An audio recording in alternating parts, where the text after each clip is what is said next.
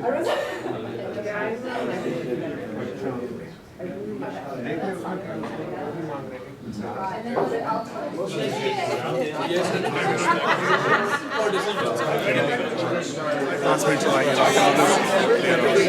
what happens with a lot of All right, thank you. Well, thank you everyone for coming to the Salesforce Data Analytics Meetup. Appreciate it. We do this every other month. So the next one I think is June 4th. So thank you for coming.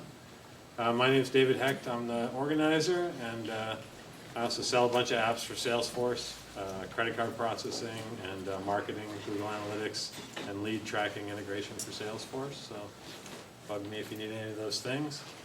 I'd like to thank DxContinuum and GoodData for sponsoring this event, and Geekdom for hosting, as always. If anyone's a developer and is looking for a place to work, I work here full time. It's a great place to work. Memberships are pretty cheap, so you can talk to me about that as well. All right. Without further ado, I'd like to introduce Satish Kumar, who's the director of product management for DxContinuum. He's going to show us their new predictive analytics product. I'm very excited. Good evening, folks. How are you all doing today? Great. Are we all sober enough for a demo on predictive analytics? Can't wait. Hey, we're not drunk enough. You know what? We are more accurate if you're drunk. David said, jump right into the demo, minimize the PowerPoint. But you know what? I'm just going to show a couple of slides here before we jump into the demo. But even before I get started out here, I just wanted to ask a couple of questions so I understand your usage of Salesforce. So how many of you here are using Salesforce, as a user, or developing reports on Salesforce? Okay. And for those people,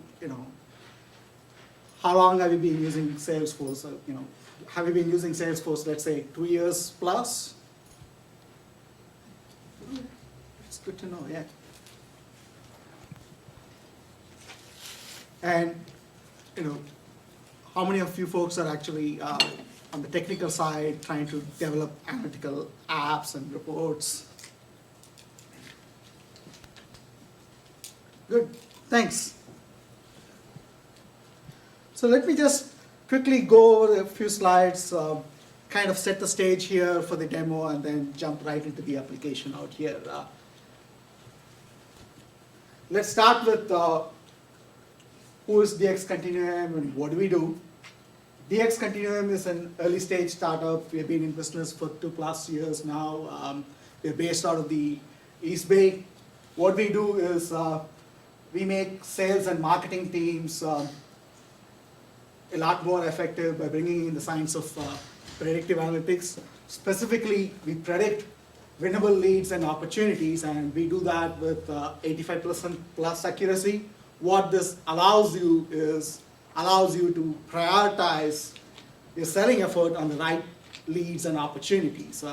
So if your sales team, be it your inside sales team that is working on leads, or for that matter, your field sales team that's working on opportunities, can then work on the right leads and opportunities respectively. And that results in increase in revenue. Your sales velocity improves, your closing rates improve, and that impacts your revenues. So we've seen increase in revenues of 25%, and you can do all of this with your current resources.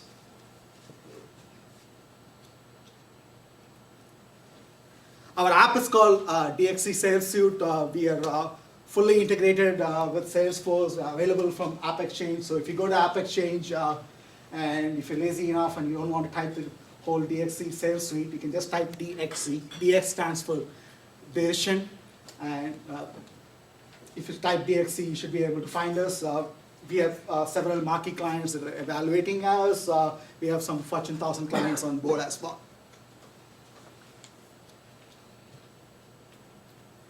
So before I jump into this demo, one last slide here that kind of tells you, how our analytics is built. So in terms of the data itself that we use for building our analytics, the core data is, of course, the data that exists in your Salesforce.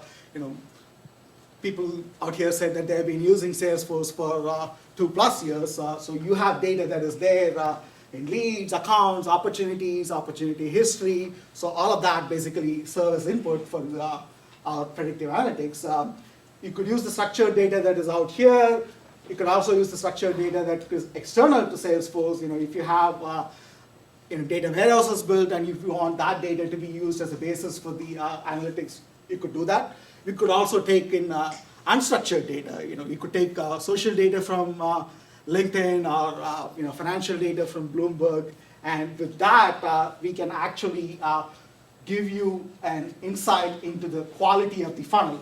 It's important when I say quality here because typical reports that you see are all talking about quantity metrics. You are going to be looking at the number of leads, number of opportunities, a dollar amount, but nothing that really tells you how good is your pipeline, how good is your funnel. And that is exactly what we are able to do.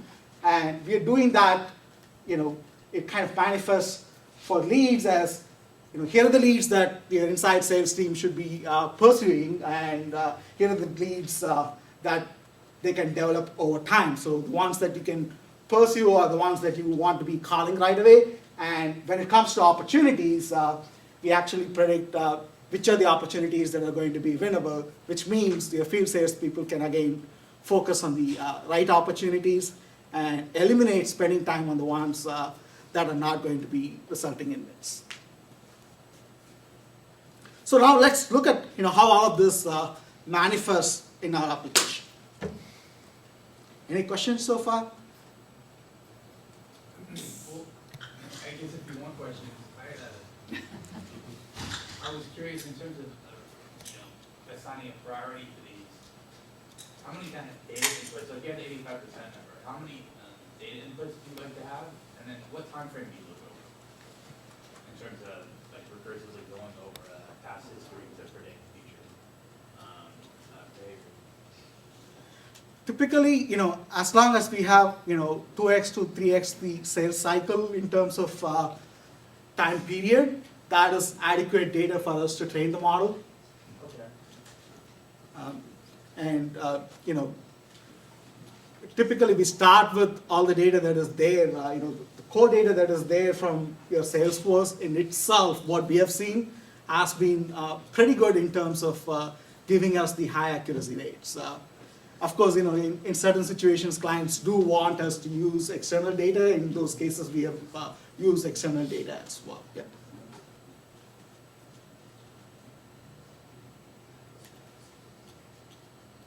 So let's just jump into the application right here.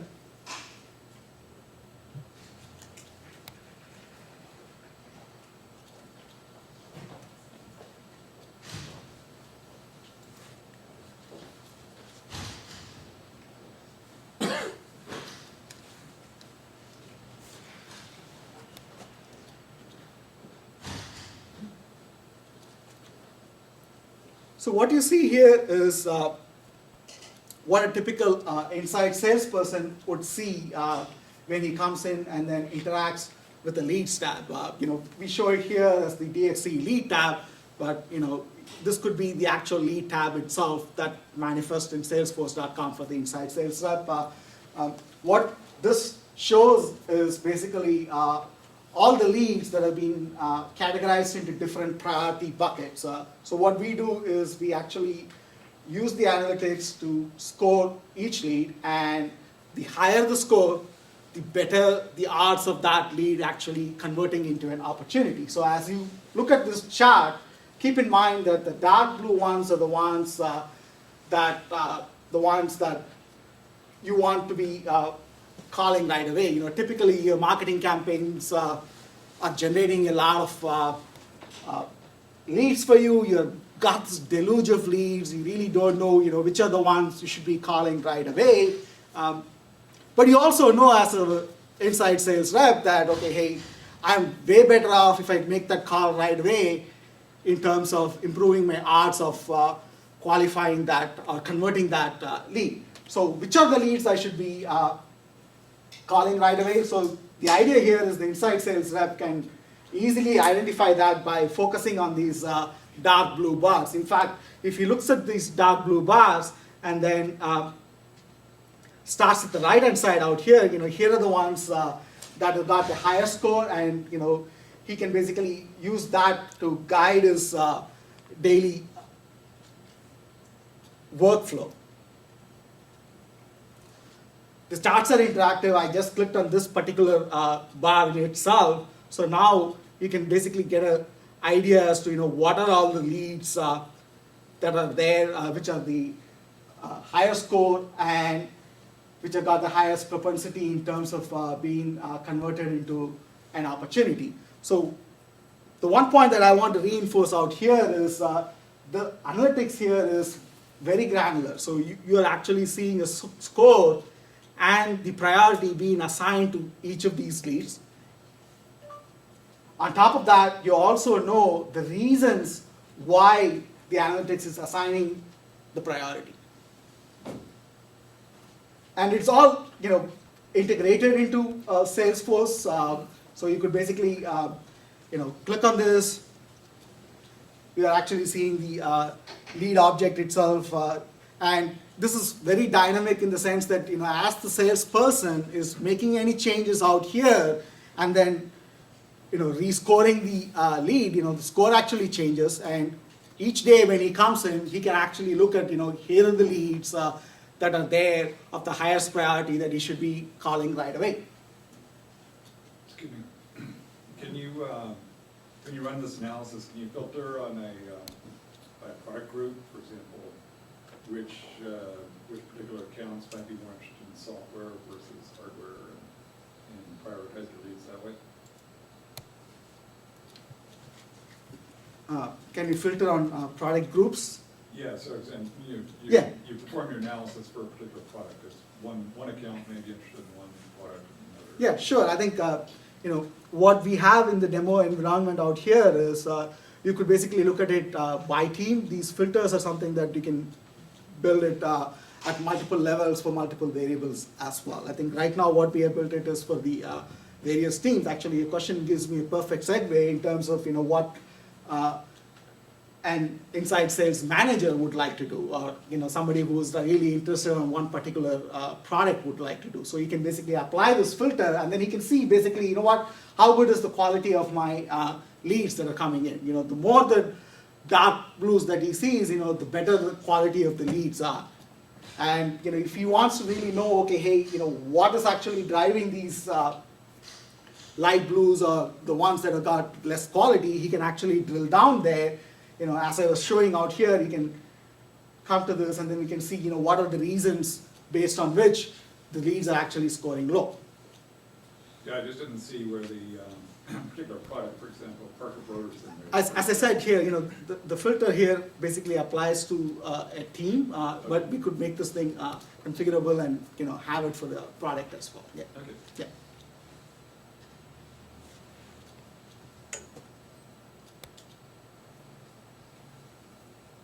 What this enables you to do, this predictive insight enables you to do is also gives you insight into how good are your marketing campaigns. So if you're the marketing person running the campaigns, you may want to know exactly which campaigns are being effective. So I'm going to click here on the lead lens out here.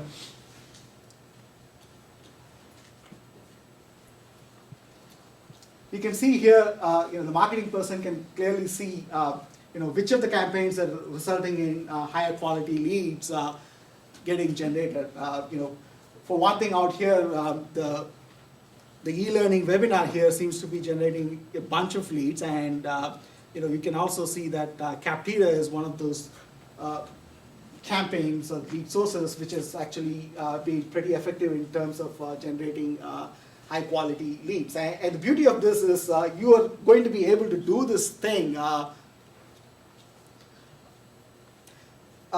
as it happens. You're not really going to be waiting for the cycle to be done and then it's getting converted into an opportunity. So this is something that you're getting immediate insight into, and then you can optimize it.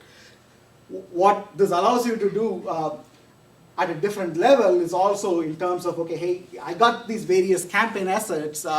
What should be the next campaign asset I should be sending to this particular prospect so that the odds of that prospect getting converted into an opportunity is higher. So the analytics can be used from that aspect as well. So when I was looking at DxC lead out there, I was showing you how an sales rep could use it to prioritize and then guide his daily action in terms of what calls to be making right away. But the same analytics can also be used in terms of assigning the right rep itself to the lead. So that in itself could improve the odds of that particular lead getting converted into an opportunity.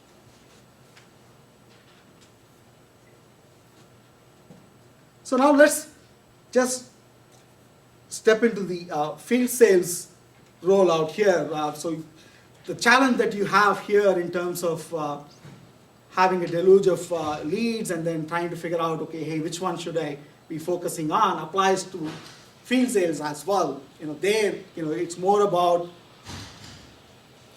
what are the opportunities should I be pursuing. So what you see out here is you have got your funnel quality here again, which is showing you, how good the funnel is. Is this funnel good for me in terms of high quality opportunities, or is this just something that's being stuffed and padded for making the numbers out here? Again, the thumb rule here is you want to see more of the dark blues, which means the better the quality of the opportunity is there, and more of these opportunities are predicted to be won. What you will see here with respect to opportunities is there are two bars out here. You have one bar for the number, which is the thin slice, and you have the thicker bar here that kind of shows the same thing aggregated by quality for the dollar amount that is there in the opportunity.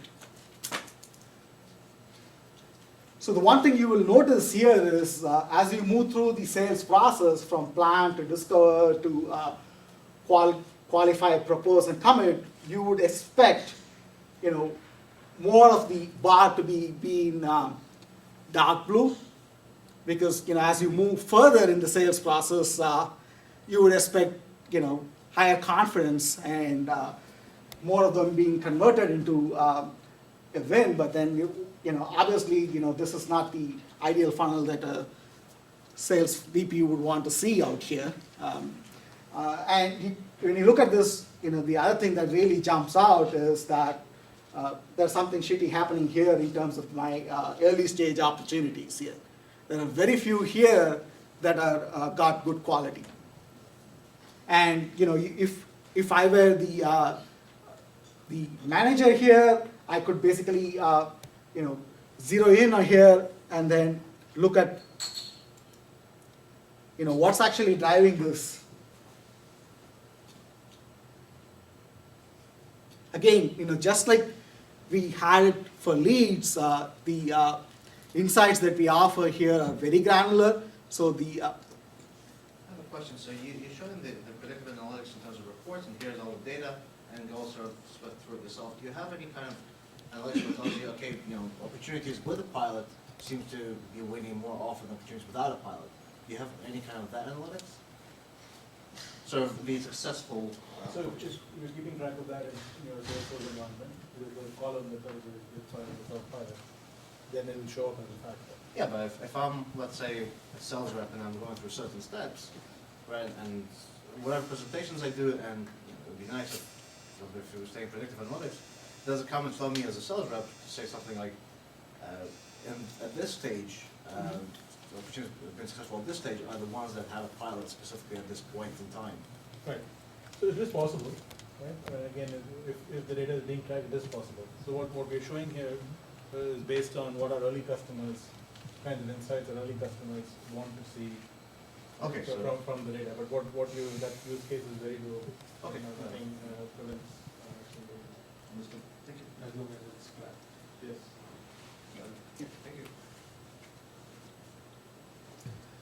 So what I did out here is, I kind of donned the hat of the sales manager here, and then I'm trying to kind of dig in here and then find out, okay, hey, why is my early stage opportunity, specifically in the discover stage, a whole lot of it is not good quality. And then, immediately you can kind of see that, okay, hey, you know what, the age, amount, and lead source are some of the reasons based on which, they are all scoring low. Obviously, you can't do much about the lead source out here, but then you do have some control over age and amount, and, if you really want to have a discussion with your team, you're kind of having a sense as to, what are the various factors that are actually driving low quality.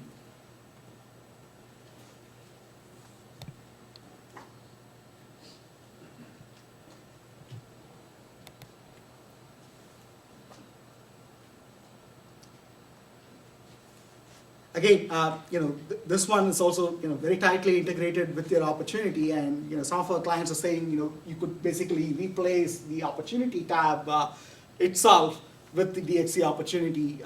So the salesperson, when he comes in out here, he basically gets the prioritized opportunities to be working on.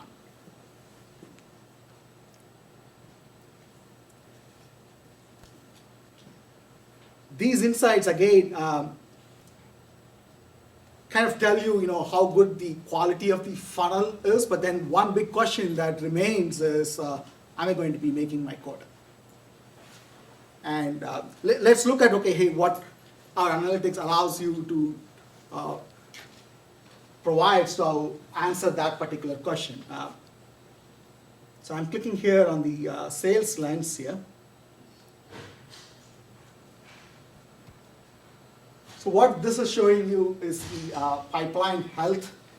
So what it effectively is doing is comparing your current pipeline with your quota. So if you see these two bars out here, this bar is for the quota and this bar is for the current pipeline. So if you see a red out here, that means there is a gap there in terms of your remaining quota to be achieved, and you don't have enough opportunities that are there in your pipeline, enough good quality opportunities in your current pipeline that will help you achieve the remaining quota. So in this particular case, you can clearly see that the Eastern sales team has got a gap in terms of achieving the quota. And if you want to really drill down further and then see, okay, hey, who in Eastern sales team has got the most gap, you could use these filters out here.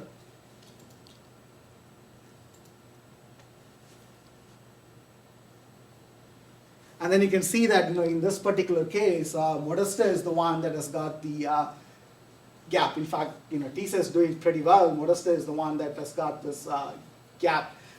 So the next question that comes in is, okay, hey, I got this gap. I know that I'm not going to be, the analytics tells me the odds of me making the quota is low out here. I have this gap that I need to address. So what can you tell me as potential strategies for me to minimize this gap or address this gap? So I'm going to jump here into the opportunity prioritization report, which helps you answer that particular question. How do I address that gap? So what this gives you is basically prioritizes the opportunities into three buckets. Those are shown in three slices out here. You have the green slice out here, which is the yours to lose category, which is basically slam dunk opportunities. They are scoring really high. They are all got high odds of being won. So there's no business why you should be losing them. You're calling it the yours to lose category. Then you have the watch closely category. Watch closely is basically a mix of opportunities that are predicted to be won or predicted to be lost, but they're so close to the cutoff here in terms of the cutoff score that determines whether it's going to be predicted to be won or predicted to be lost.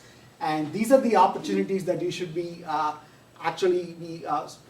watching closely, spending more time on, because that actually gives you better chances for you in terms of achieving your quota. And justify is the category where, the opportunities are really scoring low. So you got to be really thinking in terms of, okay, hey, am I better off even spending any time at all? You really have to rationalize any kind of resources that you're going to be putting into those opportunities in the justify category. So one way for you to tackle this gap would be to look at, okay, hey, here are the opportunities that are so close to the cutoff. These are predicted to be lost. Is there something that I can do here to work on those particular opportunities and then minimize my gap? So if I click here,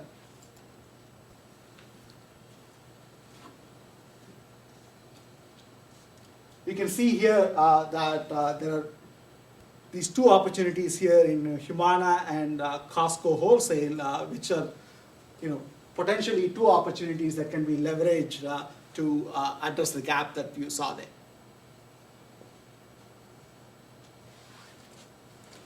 I have a question for Mhm. you. Is there a way for the user to tweak the scoring system? It's being given by your system, right? Mm-hmm. Can I weigh in any way the way it calculates the scores? No, what you can do is you can add factors, right? So the way the score is calculated, the way the score is calculated, you can decide, what I think the revenue of my customers is likely to be predictive, right? So then you can add that as a column into the model. Does it How make can you sense? tune the system? Is You there a tune way the to system by define adding that? data elements that you think will be predictive of the outcome. Yeah. Does it give any Can you show us guideline? preferences Yeah. or settings that would give Yeah. us some insight into the business rules? So, so go to the console. Yeah, sure. Yeah. So what you didn't want to do here is to have people tweak the numbers themselves. This is supposed to be data-driven, right? And the weights are actually inferred from recent history. And does That it makes sense. provide any guideline in terms of where I don't have enough data? Because if it doesn't have enough data, it's not gonna be accurate. Does it give any hints So on we that? won't take, we won't take up columns where there's not enough data.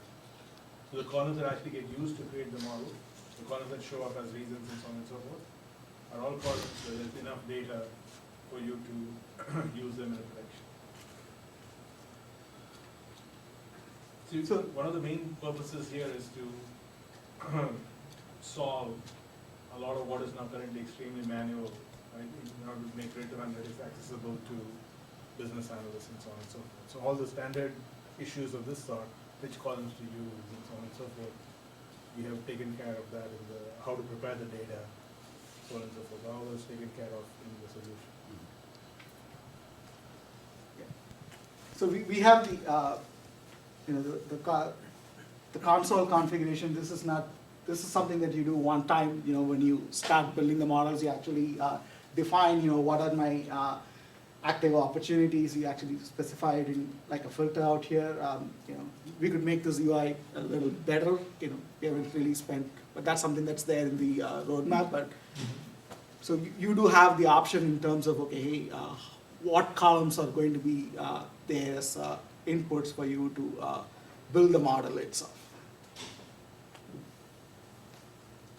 I had a follow-up to that. So I'm a Salesforce admin, so if my business needs change, do I have to go through somebody at your end to make the changes, the configuration changes? Is it a completely managed package, or are there any settings that I could change as a Salesforce admin for my company, where there's certain settings that I could tweak based on, say, if the VP of sales comes and says, we want to change what the cutoff rate would be, or are those changes something that I could make, or I'd have to contact? No, DX? you could potentially change the cutoff score. Okay. That's something that we can do. And then, the models themselves, you can keep generating the model itself, and then, we pick the best candidate model in terms of the accuracy, and then we apply that for you. So it's not like, you have to be thinking in terms of, like Kannan was doing, all of that heavy lifting that happens in terms of building the model, in terms of getting the data in, figuring out, this is the best model for you, given your data, in terms of, providing the best accuracy for the predictions. We have that all figured out for you. But in terms of configuration parameters, Yeah. if you want to go in and then change the cutoff score, yes, that's a lever that you can. Can you change other model types, like whatever your suggestion is, do you have other options that we can choose based on? So let me answer that question. We actually do not allow people to choose which statistical algorithm goes in, because that's a part of the product. By the way, the entire design is built to help, not to get into, it's not meant for fine-tuning engines. You have an 80-20 problem, right? You're going to solve 80% of the problem by being able to do that. And we will give you an accuracy. And every model which we build, there is an accuracy number. In this case, an accuracy number is there in the console, which is much lower because this is more for test data. But for all customers we build, we usually tend to have accuracy above 80% plus. So if your model, if you have data, which is what we have seen with most of our customers so far, we have worked with at least 7 or 8 customers of really big size. And our market segment is primarily 100 million plus revenue and 100 salespeople plus. So we're not going to address a smaller sized companies as a part of this product. And for those customers, we're already seeing that there is enough data that you can actually get most of these models built with about 80% plus accuracy. And if I allow people to change and tweak this stuff, then I will not be able to live up to my commitment as far as that. So we will be tracking as we predict what the outcome of the result is based to what the model has actually said it's going to do. And you can add additional columns and to help improve the model, or if you think that there is something like, for example, salesperson, right? A salesperson's name is here in the Salesforce database. But a salesperson may have experience, right? There can be 3 years of experience selling this, 4 years of experience doing that. You can pull all the information from an HCM database, add those as attributes. If some of that is predictive of his ability to sell, it will be picked up by the model. And our model actually keeps refreshed with the changes happening. For example, for opportunity, we can automatically refresh every quarter, and every new wins and losses will actually add to the model building. And the things that come out of WAP will redeploy a new model automatically to the system. So all that is done in the cloud. That's what we plug into a typical Salesforce ecosystem. You also measure quality versus quantity, so you could have one sales rep with loads of opportunities where only a few are winning, versus another sales rep that only has 10 but all are won. Sales rep is a factor, number of what products is selling a factor, which geography is selling a factor, which what price range is a factor, all that are automatically picked up in the model. Think about the model being for example, like a huge decision tree where there are so many different branches, and somewhere down the road, one of your current opportunities will matter. And for the reason, from what we saw, for the reason you say like rep or lead source or whatever it is was very short. Is there a way to see what's the reasoning behind it? What's the reasoning behind this lead source being? Yes, yeah. So we show the factors, right? We show the 3 factors. And then those 3 factors will change as the reps are make more changes in the system. So all the activities the rep is doing in the prior stages actually helps us predict whether the opportunity is still progressing towards a win or not. It's a continuous system. It's not something which you score at the beginning of a lead gen and drop it. It is like throughout the process. So just to also finish the answer to your question. So I'm going to say the reason lead source is the reason why the opportunity scores high, because what we have seen happen is that if let's say with a customer referral, the win rate is much higher, right? Whereas if it's a web lead, then the win rate is much lower. So the lead source is customer referral, then that's the reason why the lead source is the reason why this opportunity is scoring high, as opposed to if the lead source is web, that could be the reason why lead source is the reason why the opportunity is scoring well. Yeah, we can connect offline. I can show you one of the existing reports as well as a detailed report that we have in the pipeline there that can actually give you more. You mentioned including unstructured data from LinkedIn and Bloomberg. I guess 2 questions. One, how much impact does that seem to have on accuracy models? And 2, how do you include the unstructured data? Right. So what we can tell you is that it does improve accuracy, but most of the signal is there in the unstructured data, what we've seen so far. Okay. So in fact, one of our customers, they had unstructured text inside the opportunity object itself, and so there were some, for example, reasons why we changed the status. There was the actual, name of the column. And they're, what we found was as soon as a rep puts in something there, chances are they're going to lose step shit. Right? So it almost didn't matter what they put in there. But the kind of things they wrote were things that customers wanted to make my calls. There was a org change in the customer, my sponsor is gone, they're doing M&A, that kind of stuff. And so what we've done is we've identified about 5 or 6 key intent, pieces of intent. So it's not arbitrary text mining, we're looking for very specific signals, right? It is customer engagement is one signal, we're looking for org change as a signal, looking for financial performance as a signal, looking for execution risk as a signal. So for instance, the customer might say, or a sales rep might say, this customer wants us to have footprint in Timbuktu and we don't have any, right? And so that's a risk, right? So should we be, those kind of things are, so it's not, so it's very specific things we're looking for. So we basically infer, think of these as 5 or 6 additional columns, right, in the data set from the unstructured data. Does that help? Yeah. Any other question? I just want to wrap this up by saying that the application is currently available there in App Exchange. If you have more information, you can always contact us. We're all wearing this DxContinuum t-shirt, or you can always go to our website as well. I strongly encourage you folks to drop your business cards as well. You could win a $50 gift card from Starbucks. Thank you, folks. Thank